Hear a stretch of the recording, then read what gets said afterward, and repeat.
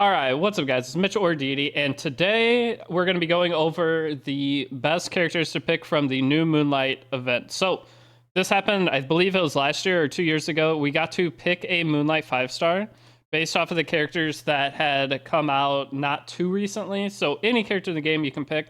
And the way you do this is there's an event tab in the game to where every day you get so many resources and you have to accumulate those resources and flip these coins, and every coin you flip is an ML5. Once you fill that whole bar or all the ML5 things up, you have the ability to change the last one, and it'll keep flipping to a character that isn't already set there. So if there's a specific character you're going for and you don't get them on your original flip up, you can get them later just by keep doing it. And then over time, I believe it takes like 40 days or 30, maybe 20 days, I'm not sure. It takes a while. But once you get to the point where you have the character you want, then you can claim them after so many days. We'll go over it. So going into this, so Kayron, there is a cutoff. Just Kayron has also been agreed to come. So the only characters you can't get, I think, are Moonlight Landy and Shu. So big list of characters that are here. It should be any character within the game like it was last year. So here's the thing. So every single time you do a daily reputation reward, you get 50 points. 100 points for doing, or 2,800 points for doing weekly reputation up to 100. So there's 120 total. You do, basically you complete your weeklies every week, you get 2,800 points. And for every 100 energies, an extra 5. So you just need to make sure you're playing, doing your dailies. As long as you do your dailies and weeklies, as long as you do your weeklies, you'll get an ML5. But as long as you keep up with the game decently, you'll be able to pick any ML5 that you want within the game, pretty much, except for ML80. We do get some of these stones within the event. So here are some of the items, the point shop.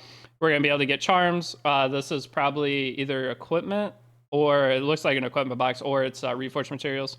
One or the other. Not too pressed about figuring out what that is right now. So this is what it looks like. So as you see, if you already have, you have the ability to click on the change if you already have that character, so you can flip them. And once you flip them, you can try to get the characters that you don't have. But at first, just keep unlocking and keep going. Don't do the flips too early. Just wait until the end. So every single day, just make sure you unlock. Once you get up to this one, so you can do one a day. 1, 2, 3, 4, 5, 6, 7, 8, 9. It's after 20 days. 20 days, you could get a character. But as you see, this last one, it's infinite. So if you have like a bunch of the ML5s, and you can keep switching, it's what I had to do last year. So the only ML5s I'm missing in the game are ML Rowana and ML Landy. So I'll get ML Rowana from this, but I'm going to go over a tier list as to what I suggest getting from this. So also, one update with this coming that's super exciting is powder. Whenever you overcap a powder thing, then you get more, or you get your return. So if you over upgrade a piece, you get return back in powder depending on how much you go over, which is super, super nice. I'm glad that they're putting that pretty quick. It's going to begin on November 23rd. So it's a while from now, but just know all of us starting November 23rd, by the end of the year, we'll get a new ML5 out of this, which is super cool. So other than that, I believe that's it for going into this. They did make a couple other changes within this video, but all I care about for this, for you guys, is showing the ML5. So it looks like there's only 2 ML5s you cannot get. So now, getting out of this, I'm going to go ahead and show my list. So this is, every content creator is going to have a little bit different list.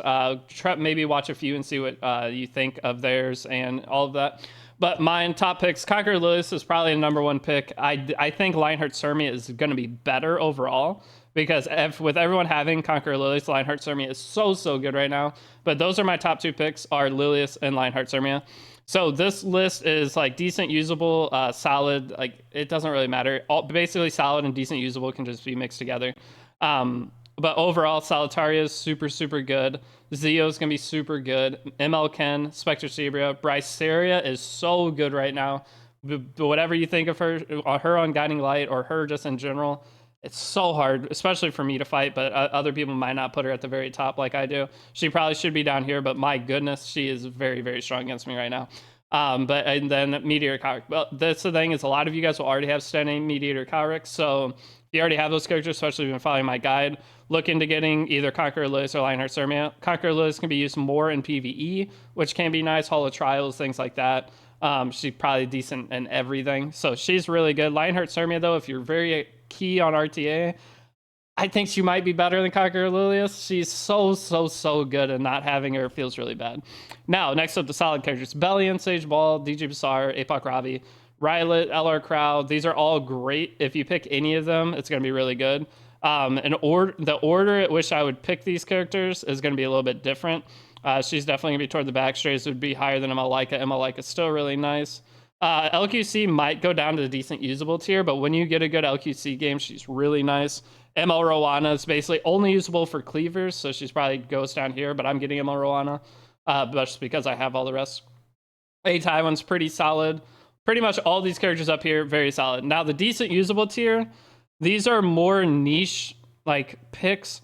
Specimen Says probably he probably belongs to the don't pick, but Specimen Says for Guild War and Arena, absolute godsend. If you're a newer player and get him and learn how to use him properly, he is so nice to have.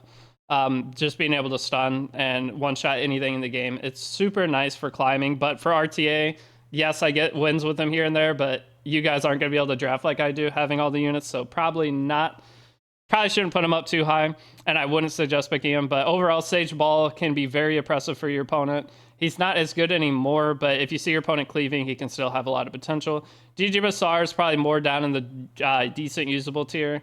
Closer Charles is getting the thing, that's why I have him up higher. He probably will be picked a lot more. Uncounterable S3, same with Strays, uncounterable S3, one-shot a character. Both these are probably going to be very solid. A Taiwan, always solid. Celine is Spirit Eye Celine is super good.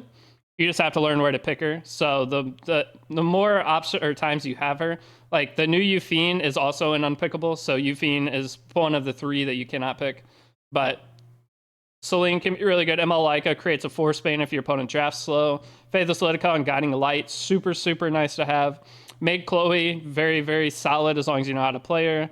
A lot of these characters are going to be kind of skill characters. Like, you have to know when to draft them and use them properly.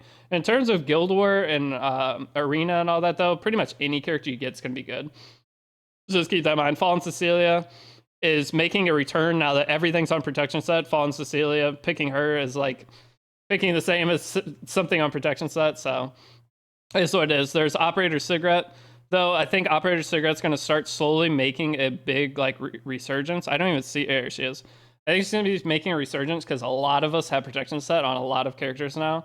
So once people determine what characters are generally on protection set, I could see her getting picked a lot more. She's kind of a gamble character now, but I could see a lot of people putting gear back on her and her being well, but she's in decent usable. Lilibet's the same, Arby's the same, Corvus, great for Arena Guild War. Soulblade Amantha, great for Arena Guild War. I use her a lot in RTA. You can trap, I have a trap draft I do against Conqueror Lilias where Soulblade Amantha is really good, but that's a very niche thing that I wouldn't suggest to other people. Elena's kind of nice to have now with all the counter units. She's really good for Arena and Guild Wars, mainly Arena. Arch team has fallen off a lot. Sometimes you can still get a good game with her, but I don't think she's great anymore. She's still very usable, though. Sylvan's around the same. Sylvan would definitely be toward the top of this bunch. She's probably in the solid tier, honestly. MLK Ron, I think he's in solid tier. If you pick him right, he's going to win you every single game. But Death of the Ray, most of these characters in the decent usable tier, they're here because if you pick them right in RTA, they get banned. So these characters all are like, if you last pick an RB, gonna get banned. If you pick Operator Cigarette into Barrier, it's gonna get banned. So they're always great characters, but they're not gonna be like an early pick character that's gonna just win you the game. These are all late draft characters. Same with the solid characters. LR Crow probably can go up into top picks too. He's really good, but all these characters are basically later draft picks. And that's the difference between them. But the top picks are going to be like your early draft picks. You probably can get away with picking them almost first and be fine. Now, the don't picks.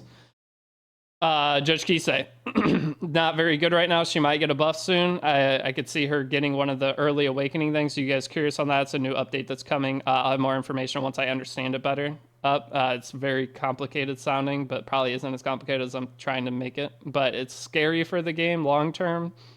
But we'll cover that in a different video. But Top Maluka, there's just infinite characters better in Top Maluka.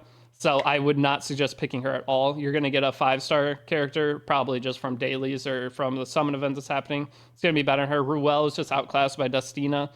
Maid Chloe's way better. So there's no point to get Ruel. Blood Moon Haze, I think he's going to get buffed soon. I think Blood Moon Haze is going to get a buff where he's going to be pretty solid. He's going to get a passive effect. It's going to be my guess. That does something. But right now, Blood Moon Haste, I would not pick him unless you like him. So that's one thing, is if you have some of these characters and you like them, go ahead and grab them, because they're probably going to be usable at some point. And then the unpickables are going to be MLU Fiend, Landy, and Shu.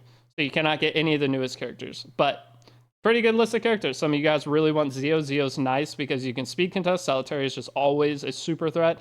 ML Ken is a banger character right now. Very, very strong. Last Rider Crowd's a really safe pick. You can pick him basically every game. You can first pick him. Briar Area again. Meteor Cowrick. Most of you guys are going to have Stenny and Meteor Cowrick, but if you don't, very good pickups. The solid tier, I mean, that's all I got for this. So let me know what you guys think. This is, in my opinion, pretty solid. I don't know. Everyone's going to have a different, maybe people will break it down more for you, but pretty much as long as you play this event and get a character, you're going to be happy. You're getting a free ML5 is sick. I love that they're starting to do this, but I will cover the triple banner in the next video. So we're getting a triple banner where you can pick 3 characters, including limiteds, and summon on it. And that banner is very, very big. So if you have bookmarks right now, do not spend them. Save them for that. Again, this is coming November 23rd, so we have 3 weeks before this even starts, so take your time, do your research, watch other videos, whatever. Also, tonight I will be live on Twitch and YouTube, but there are Twitch drops for the Chinese World Cup, so if you guys want to come out and hang out and watch Chinese World Cup with me, come out over there. There's also a Crunchyroll thing going on where if you give 2 subs to the channel, you get like a 60-day Crunchyroll thing. I'll explain that better if you come over to Twitch and ask about it if you guys are curious. It's $10 instead of whatever 2 months of Crunchyroll is, and it's like full Crunchyroll. It's like the expensive one. So it's 60 days of premium Crunchyroll for $10. Not a bad deal. Plus it supports me. But that's all I got. Thanks for watching. Let me know in the comments your opinion. I will see you all in the next video. Peace out.